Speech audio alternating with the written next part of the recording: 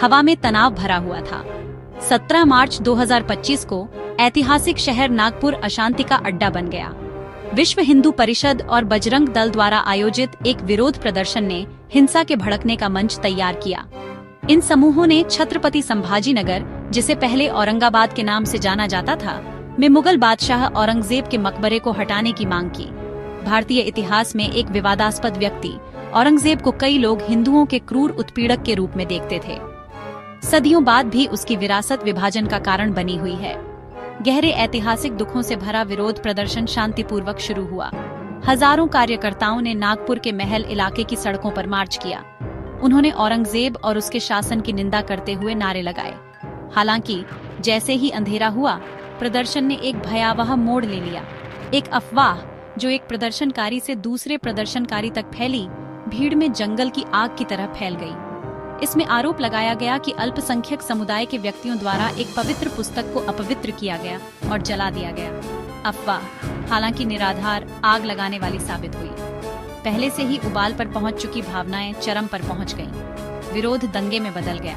नागपुर की सड़कें, जो कभी जीवन से जीवंत थीं, अराजकता में उतर गईं।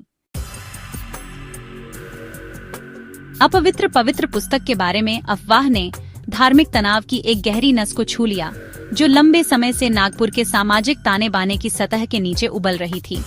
अपनी विविध आबादी वाला शहर हमेशा अपने अपेक्षाकृत शांतिपूर्ण सह अस्तित्व पर गर्व करता रहा है। हालांकि यह नाजुक संतुलन नाजुक था, अविश्वास और भय की हवाओं के प्रति संवेदनशील। अफवाह ने सूखी लकड़ी पर फेंकी गई माचिस की तरह काम किया, जिससे हिंदू समुदाय के वर्गों के भीतर दबी हुई हताशा और गुस्सा भड़क उठा। जैसे जैसे अफवाह ने जोर पकड़ा, तथ्य को कल्पना से अलग करना मुश्किल होता गया। कथित अपमान, चाहे वास्तविक हो या मनगढ़ंत, हिंसा के लिए एक सुविधाजनक औचित्य के रूप में कार्य करता था। इसने धार्मिक शिकार होने का एक आख्यान प्रदान किया। उन लोगों में धार्मिक क्रोध की भावना को बढ़ावा दिया जो पहले से ही मुस्लिम समुदाय को संदेह की दृष्टि से देखने के लिए प्रवृत्त थे।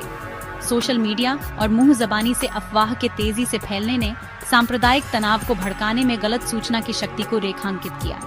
अचानक हुई वृद्धि से अधिकारी सत्ते में आ गए और स्थिति को नियंत्रित करने के लिए संघर्ष किया। जो एक शांतिपूर्ण प्रदर्शन के रूप में शुरू हुआ, वह जल्दी ही हिंसा और विनाश की रात में बदल गया। अफवाह, चाहे जानबूझकर फैलाई गई हो या नहीं, ने उन ताकतों को हवा दी जिनके नागपुर शहर और उसके लोगों के लिए स्थायी परिणाम होंगे। चिटनीस पार्क इलाका हिंसा का केंद्र बन गया। पत्थरों, लोहे की छड़ों और मोलोटोव कॉकटेल से लैस भीड़ पुलिस से भिड़ गई। भीड़ की ओग्लुशाइटल नाया गर्जना से हवा भर गई, जिसमें कांच के टूटने और उदरौफ की बीमार आवाज सुनाई दे रही थी। पुलिस संख्या में कम और हमले की क्रूरता के लिए तैयार नहीं, खुद को बचाव की मुद्रा में पाया। कर्तव्य की पंक्ति में 34 पुलिस अधिकारी घायल हो गए। 3 वरिष्ठ अधिकारियों को गंभीर चोटें आईं। एक पर कुल्हाड़ी से बेरहमी से हमला किया गया। भीड़ के आक्रोश ने एक महिला कांस्टेबल को भी नहीं बख्शा, जिसके साथ छेड़छाड़ की गई और उसकी सड़कों से घरों और व्यवसायों में फैल गई। दुकानों को लूटा गया और तोड़फोड़ की गई। उनका सामान टूटे शीशे और जले हुए मलबे के बीच बिखरा पड़ा था। जलते हुए टायरों के धुएं और आंसू गैस के तीखे डंक से हवा घनी हो गई। जैसे जैसे रात बढ़ती गई, हिंसा धीरे धीरे कम होती गई, जिससे विनाश और निराशा का निशान रह गया। कभी जीवन से गुलजार रहने वाली सड़कें भारी हथियारों से लैस सुरक्षा बलों द्वारा गश्त करते हुए सुनसान पड़ी थीं। उस रात की घटनाओं ने इस बात की कड़ी याद दिला दी कि कैसे एक शांतिपूर्ण विरोध प्रदर्शन जल्दी ही अराजकता में बदल सकता है, जिससे शहर के सामाजिक ताने बाने पर गहरे निशान रह जाते हैं। हिंसा के बाद आरोप प्रत्यारोप का खेल शुरू हो गया, जिससे विभाजन और गहरा हो गया। मुख्यमंत्री देवेंद्र फडणवीस ने हाल ही में रिलीज हुई फिल्म छावा की ओर इशारा किया, जिसमें औरंगजेब को नकारात्मक रूप में दिखाया गया है। उन्होंने दावा किया कि फिल्म ने औरंगजेब विरोधी भावनाओं को भड़काया, जिससे अशांति फैली। हालांकि विपक्ष ने सरकार पर खुफिया विफलता और बिगड़ती कानून व्यवस्था का आरोप लगाया। नागपुर में हुई हिंसा भारत के अपने मुगल अतीत के साथ जटिल संबंधों की कड़ी याद दिलाती है। विशेष रूप से औरंगजेब एक गहरा ध्रुवीकरण करने वाला व्यक्ति बना हुआ है।